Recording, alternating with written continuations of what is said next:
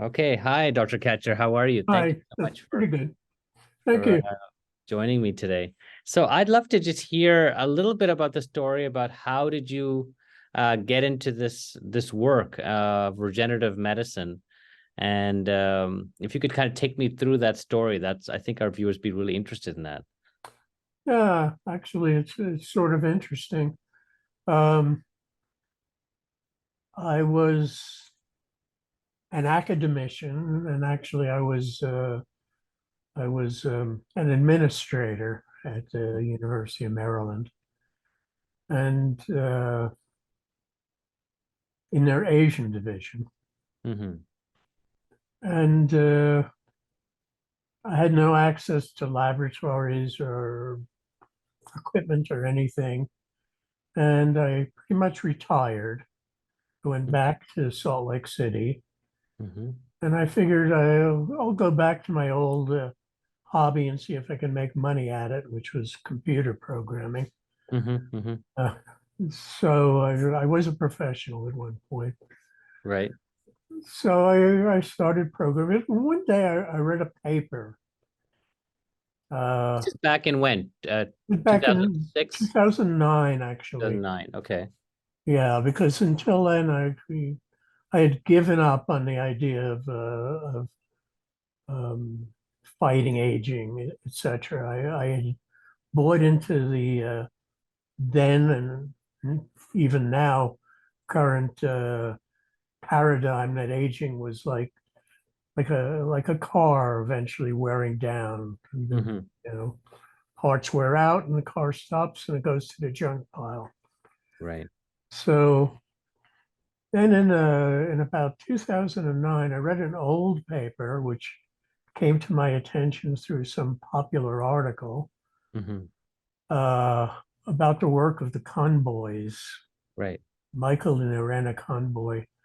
And this was Irv Weissman's lab. And there were a few notable people in that group, including Thomas Rando, who who's now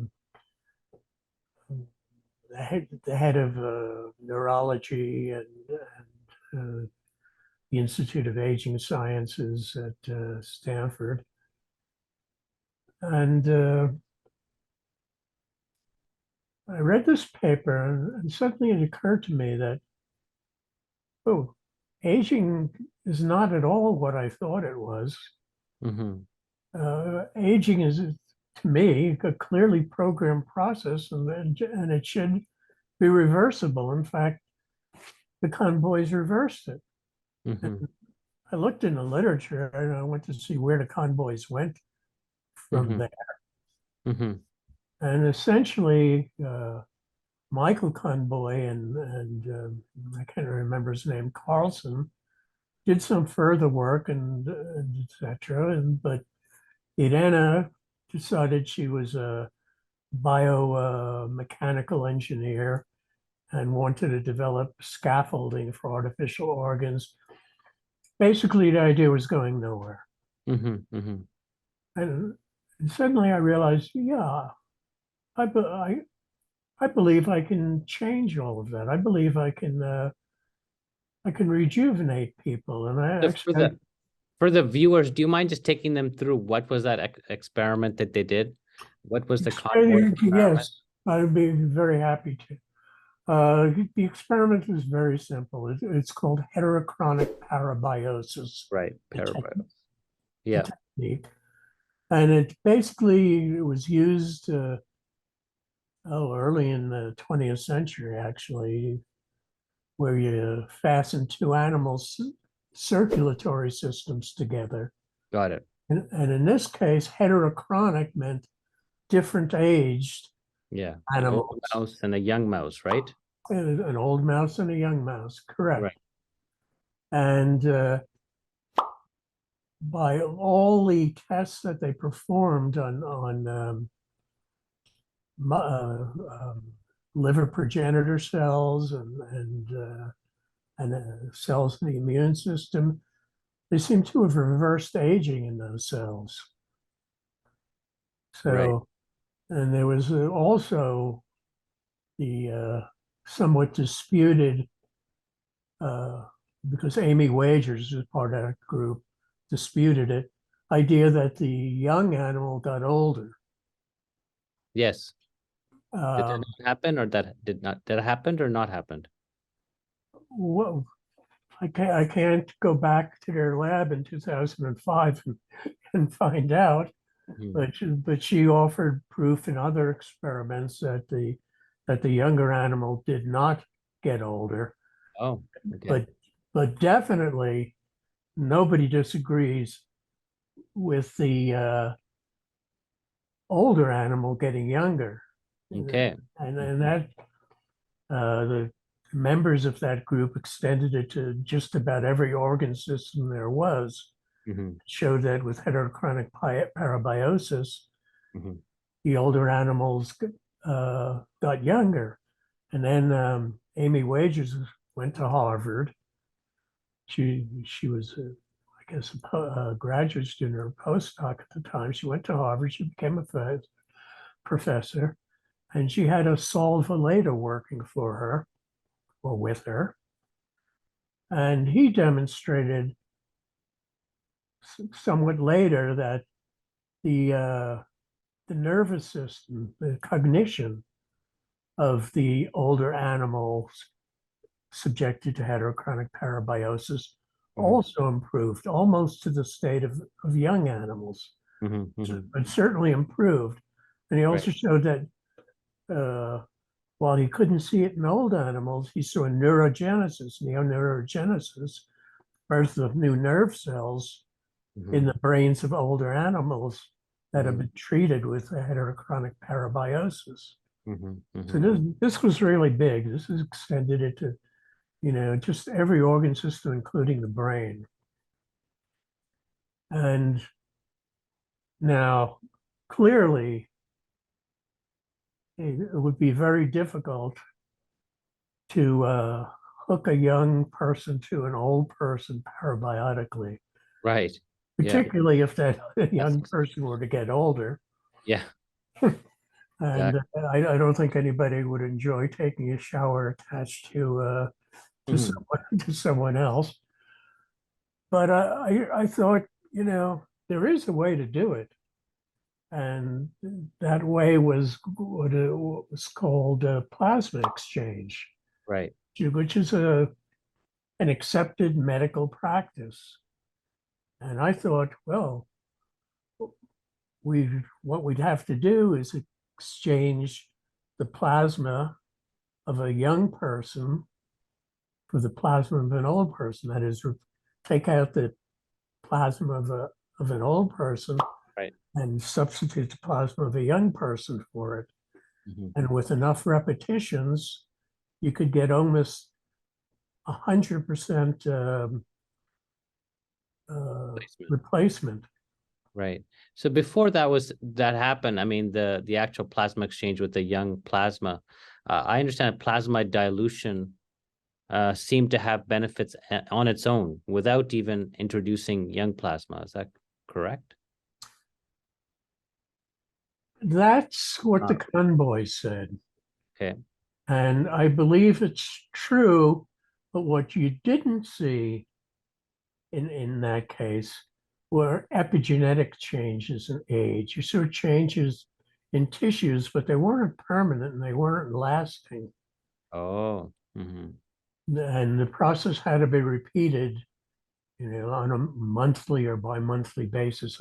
I forget which it was. Mm-hmm. Mm-hmm. So it was my belief that this was a secondary effect, that there were, as Villeda himself showed, he said, if you look at the brains of old mice, they contain a bunch of chemokines. These are substances produced by cells to attract other cells, mainly immune cells, Mm-hmm. eosinophils, particularly one called eotaxin. Mm-hmm. And he actually showed that if you injected young mice with the eotaxin, Mm-hmm. they became cognitively impaired like old mice. Mm-hmm. So, so now is and all of these people had their own pet chemicals uh, bone-derived morphogenic factor in the case of Amy Wagers, and oxytocin in the case of the convoys, at least originally. And to me, of course, this was absurd, because if that were the case, if a single protein caused aging or youthfulness, protein mutations are very common, and overproduction or underproduction of proteins even more common. So you would tend to see people who had incredibly long lives or incredibly short lives, like those people with progeria. So that is one mutation that does cause a shortening of life. But I said, no, that can't be it. In any case, I was kind of in the wilderness, alone. Nobody believed me. I wrote to Aubrey De Grey. I finally told him what I thought. And the first letter I actually received from him said, "This is why it won't work." Okay. So, and then he tried to teach me all about aging. Of course, I had been teaching the biology of aging for years. So, of course, I knew all of this stuff.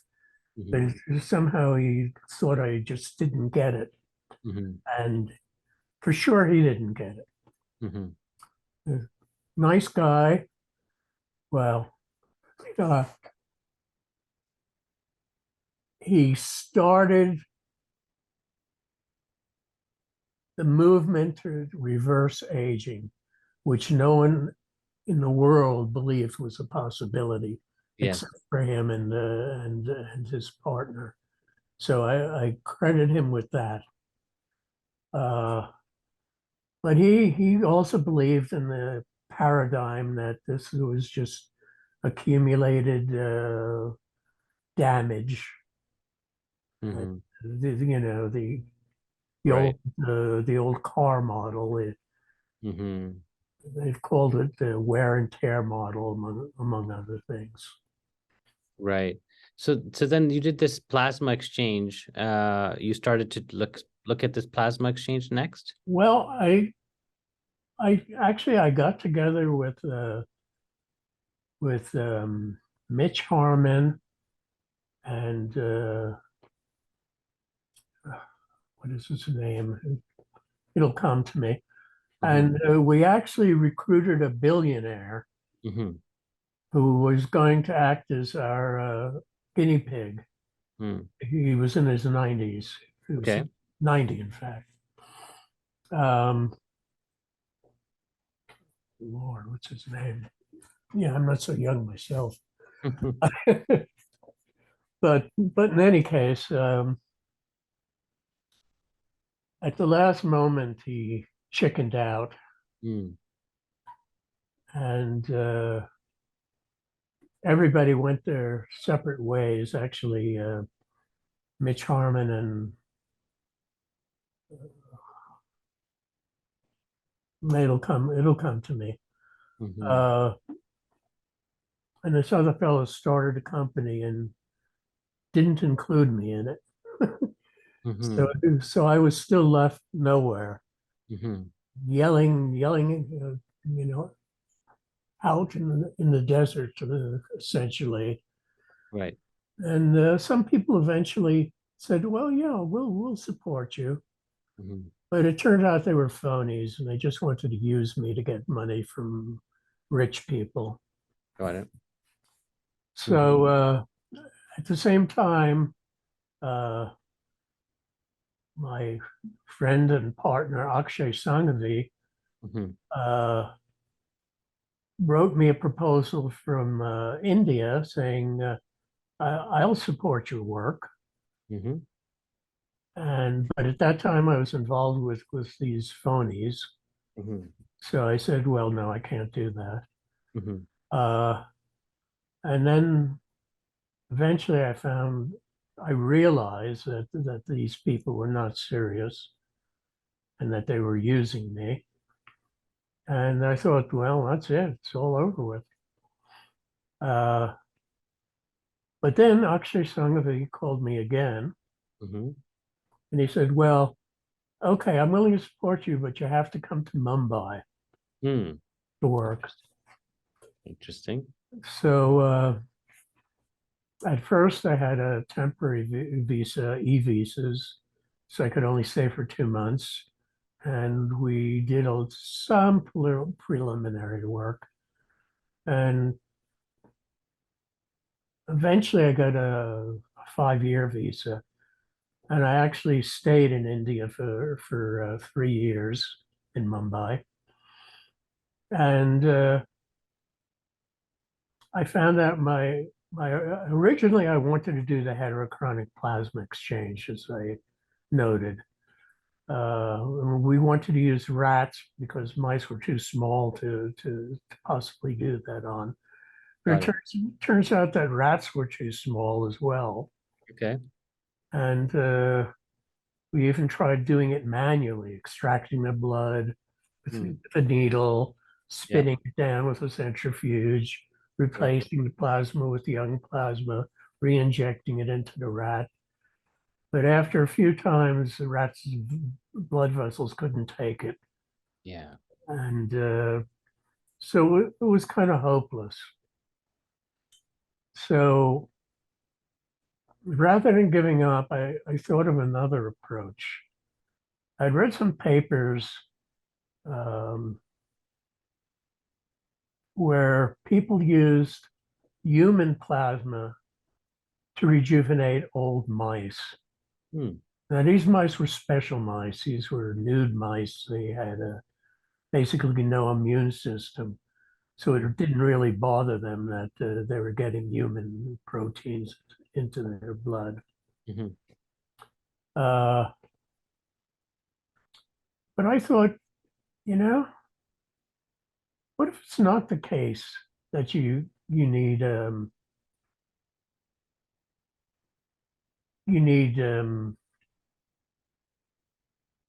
immune deficient animals to accept the plasma? And what if we could purify those components of the plasma, which I believed were really the cause of youth promotion? Mm-hmm. Mm-hmm. Uh, and clearly, I didn't think they were small proteins. So, if not small proteins, what could they be? Well, as I had written in an article in 2013, published in the Biochemistry, Moscow, because American and British wouldn't have allowed me to publish because they were still bought into the old paradigm. And, so I appreciate the Russians for at that time for their belief. They gave me excellent reviews, and they published my paper.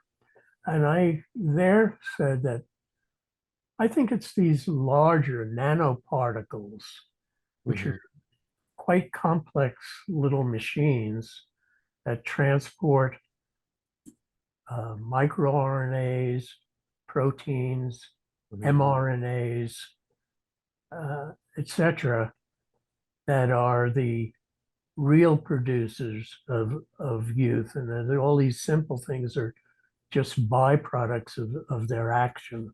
Mm-hmm. Mm-hmm. Um, so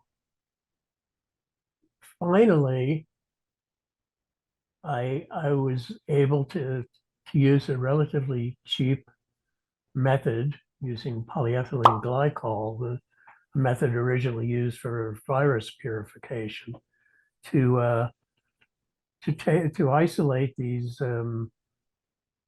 nanoparticles. Mm-hmm. And we injected them into rats. And at that time, my visa was gone. I had to leave India. And I had no idea. I said, honestly, I was thinking to myself, this is so much of a hassle. It's good that it doesn't work. That it doesn't work. It'll be good if it doesn't work.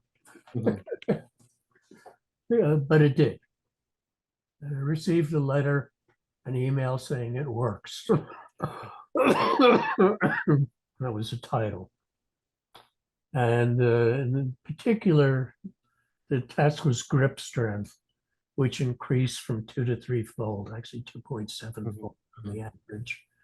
And the next tests were inflammatory cytokines, which decreased to youthful levels.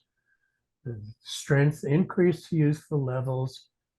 And eventually, of course, I had to go back to India at that point. And my guess is that you've been to India. I have, yes, many times. Yeah. Yes. Yes. So you know what a pain it is to travel for 24 hours, Up 28, on the 21 body for hours, sure. right? Yes. Especially because I was traveling, I wasn't traveling business class. I was Right, right, right. traveling Are, steerage. are these like exosomes? Like what are these? What is this purified plasma? What is that? Like These are nanoparticles. Now, I wouldn't swear that they're exosomes, although that's probably the best guess, Mhm. because it turns out there are several sorts of nanoparticles that are even smaller than exosomes Oh. that that I particularly tried by my purification technology to incorporate in our mix. There are Mhm. things called exomeres. Mhm. Mhm. There are things called supermeres, Mm. which are found in the supernatant.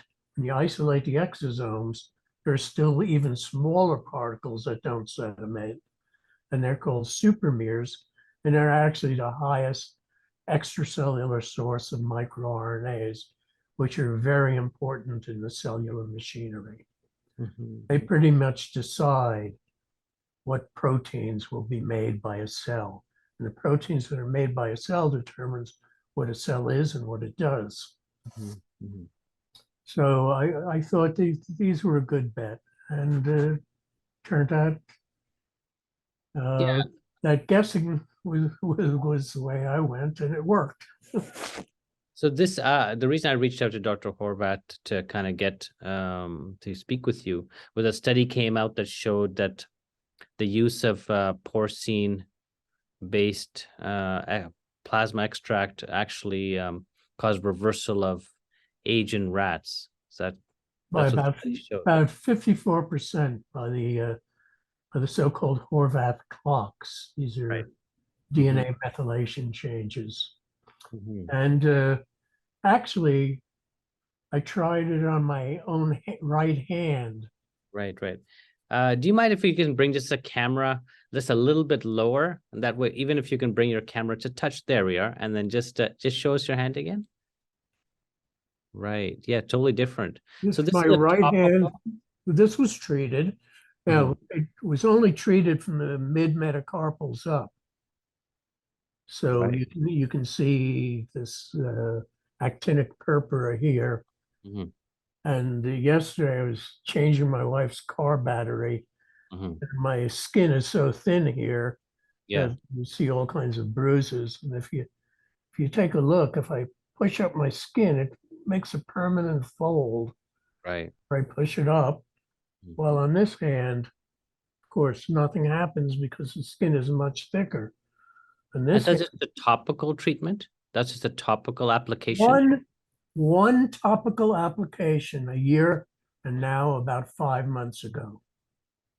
One, which is which is why I don't believe there are pro-aging factors. Certainly nothing. Why? I see a mystified look on your face. Yeah. Why? Why? Yeah. Because my 79-year-old blood has Hmm. been running through this right hand for a Yes. year and 5 months, Yes. and it looks as good as it did a year and 5 months ago. Right. So you're saying that what you applied is really what caused the rejuvenation. Yes. To Yeah. me, it was a question of resetting clocks.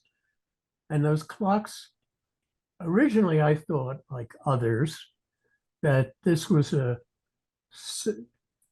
was centrally controlled, maybe by the hypothalamus, Hmm. which is why I had people look at that. But now it's very clear to me, since only the region to which I applied the E5 was rejuvenated.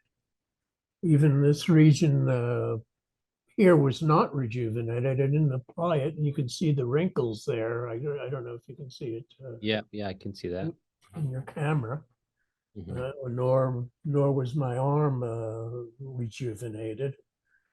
So it seems to me that it acts at the level of the cell, and it basically resets a cellular clock, an epigenetic clock, Mm. a program basically that determines how the cell will act.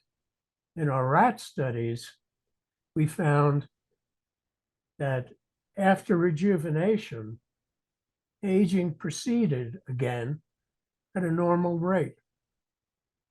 And we could give another rejuvenation treatment and bring the aging clock back to young adulthood, bring all of the cytokines and other physiological parameters back to youthful levels, and then aging would start again. And then a third injection. And notice, by the way, these were ordinary rats. Well, they were lab rats. Certainly, Mumbai has enough rats, but these were bought rats. Mm-hmm. In Mumbai, they cost us $40 a piece. In the United States, $400 a piece. Yeah. So Uh, I get just curious about this hand thing. So it was just at one time, like it's a cream or something. Like how does it? It's it was just a lyophilized plasma fraction. It was just Mhm. So it was again this porcine-based E5. This was absolutely. yeah. So I mean, okay. But you think that one could probably use some type of extract of human plasma on you as well? Like probably it would might No, have the same impact. Probably. I'm sure, but there are two things. Hmm. Actually, Akshay just sent me a paper saying that the cellular source of the exosomes matters, Mm-hmm. and that the quantity matters. Right. And in fact, if you use a sufficient quantity, it doesn't really matter what the source is. Got it. So the younger, the better, probably, I assume. Well, the younger, the better, and the more, the better. Right. The more concentrated, the more exosomes you apply, Mhm. the quicker. This change occurred in 4 days. Wow. This change. So what has stopped you from from not applying it in other places or doing an Well, infusion? I'd have to go back to India at this point, and I will. Mhm. But we were collecting plasma for a different sort of study, for a dog study. Ah. So now here's the thing. If I were to use human plasma, Mhm. I'd have to butcher about 6 or 7 13-year-olds, extract all their blood. And I think that would not be Oh, societally not acceptable. go over well. Right. But if one could, I mean, one could extract plasma from a plasmapheresis machine, theoretically. Theoretically, you'd have to replace it with something. Yeah, replace it with But it turns out that the plasmapheresis machines doesn't allow exosomes through. So the plasma produced by plasmapheresis machines yes. uh, don't wouldn't provide adequate source of exosomes. Oh, interesting. Okay, well, Yeah. that's interesting. Yeah. Uh-huh. So you see in the US, there are people, companies that are selling topical exosomes, um, for cosmetic use, which is approved and Correct. so on and so forth. So is this around the same type of idea, or these are not obviously very strong as an E5 application? Well, I mean, they'd have to first, E5 is not for that purpose. That was an experiment that I did just for Mm. the heck of it. Mm-hmm, mm-hmm. I just dipped a glove finger. I put in a little saline into our lyophilized E5, dipped the glove finger into the container and smeared it on my hand. That's it. Mhm. And so what we're really trying to do is reverse aging at Right, a deeper, not a skin deep level, but right. a much deeper level. And being able to use non-human sources of exosomes, which seem to produce no inflammatory reactions. Mm-hmm, And mm-hmm, they don't seem to be antigenic. mm-hmm. They're apparently so conserved among mammals that porcine plasma will work on rats and humans both, and probably rat plasma will work on rats and humans both. But that's kind of hard to raise enough rats, or I don't know if you'd want to. Mm-hmm. Uh, What's the next step? So you're saying that the next step is working on a dog study? yes, next step is working on a dog study and to continue this study, except in a more controlled manner with many more than one person. Mm-hmm, mm-hmm. And basically, it would be very cheap. It's topically applied. Pig blood. In India, it's not so common. Only Christians eat pork in India. Mm-hmm. Uh, but in the United States, of course, it's very common in most places in the world, like China. Mm-hmm. Pork is a major source of protein. So there are 1.4 billion pigs killed each year, slaughtered each year. Right. Pigs have large litters. There are only 650 million pigs in the world, but 1.4 billion pigs are slaughtered each year, Wow. which would be enough to provide enough plasma exosomes for tens to hundreds of millions of people. And that, of course, is our goal, make it a really affordable option. Mm-hmm. I And think this can be synthetically created. I mean, I could think about there might be people who have concerns about ethical concerns about. well, I mean, there are ethical concerns, but you don't imagine that the Chinese are suddenly going to stop eating pork, or Mm-hmm. or the Germans, or the Mm-hmm. many such people. In which case, the blood and the pigs are butchered at just about exactly the right age, which would be equivalent to a 13 or 14-year-old human, Mm. early adolescence. Wow. Okay. So they're butchered at that point, and then their blood is used for blood sausage, which is not all that popular, and mostly thrown away and sold at a very cheap price. So Mm-hmm. I think it was $8 a gallon. Mm-hmm. Uh, so I believe at this point we can reverse aging and do it in a cost-effective and ethical, at least in terms of not having to butcher young people, Mm-hmm. uh, manner, because the product is already there. We don't have to kill an extra pig Right.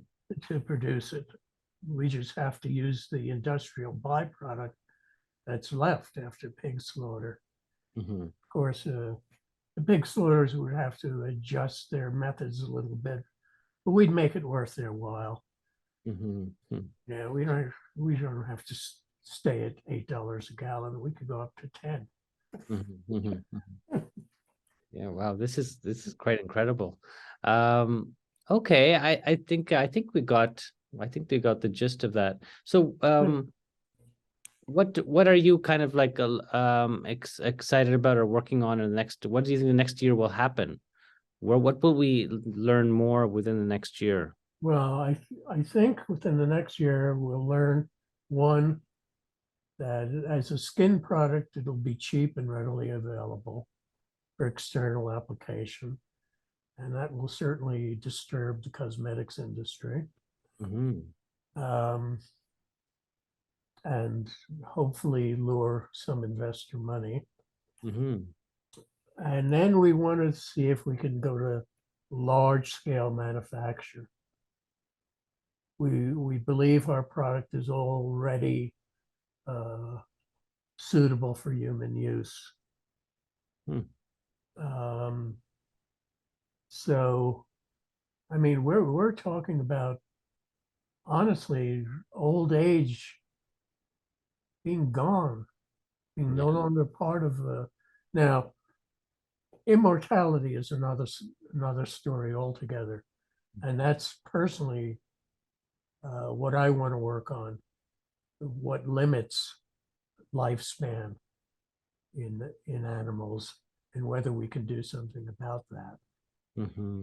Yeah, we don't know whether or not this will have that type of impact. It may have a rejuvenation effect, but Yes, it has a rejuvenation effect, but eventually our rats died. Although we did, and this was in the Guardian, we did produce the world's oldest female spray dolly rat, who that exceeded. We call her Seema, mm-hmm. which is Hindi for boundary or Yeah, limit. boundary. Yes. Mm-hmm. Yes.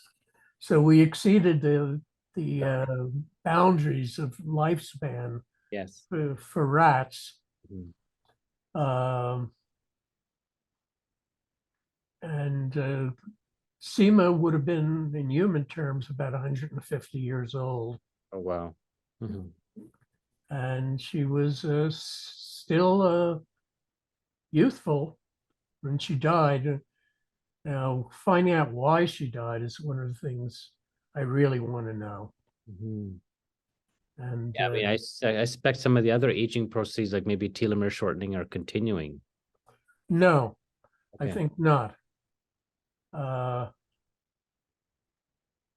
in fact, I just read a paper. It was done on a very small scale, that Mm-hmm. using cells in culture and using exomeres separated by flow cytometry, which is basically a laboratory analytical technique. So it's not an industrial process. Uh, and they showed that the telomeres lengthened, in fact, became twice as long after treatment, Oh, wow. as Okay. whether other cell characteristics also improved. Mm-hmm. So I believe that, no, I think telomeres uh, would regrow. When we reset the age, we seem to reset everything. And we've tried it on maybe liver, heart, brain, cognition, ability to perform cognitive tasks Mm-hmm. at the same level that young animals do.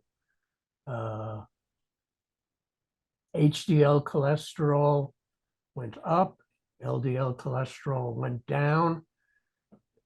You know, these were always assumed to have some particular cause, but it seems to me now that the cause is just really age Aging. dependent, Mm-hmm. and it's just a clock that follows a program. And Yeah. at certain points, it stops some proteins from being manufactured, maybe mainly, I mean, repair proteins, DNA repair proteins, etc. And it starts other proteins, mainly immune proteins, from being produced at higher levels. Mm-hmm. Because people used to think that, well, the immune proteins are occurring because the viruses that are incorporated into DNA are being released. I won't go into complicated explanation because it's wrong anyway. But when we re-inject the animals, their levels of immune inflammatory cytokines go down to youthful levels again, and continue at those levels, gradually increasing at the same rate that they do in young mice, young rats. The complete resetting of the clock. Yeah, very interesting. Exactly. Yeah. Okay. Well, this is very helpful. I really appreciate your time today. Thank you so much. Yeah, I just really want people to know Yes. that there's reason for great hope, and I really think this will change a lot of the course of humanity. You know, people talk about our golden years, but I work with a cane, and that's not so golden. Aging is a disease and should be cured. There's no reason we should think Exactly. about it like that. Exactly. Yeah. And lifespan increase, I think, will follow naturally. But I want to see if we can actually up or completely get rid of limits to lifespan. Well, it looks like, I mean, if you're able to reset the complete clock, I mean, then I don't see any limit really. So Yeah. it's be quite shocking. All right. Yeah, I guess the issue is to figure out what happens in a whole body system, like how much use comes back. Like, I mean, what age do these cells Well, revert to? that's been done by Steve Horvath, Mhm. for example, and he showed it's tissue dependent.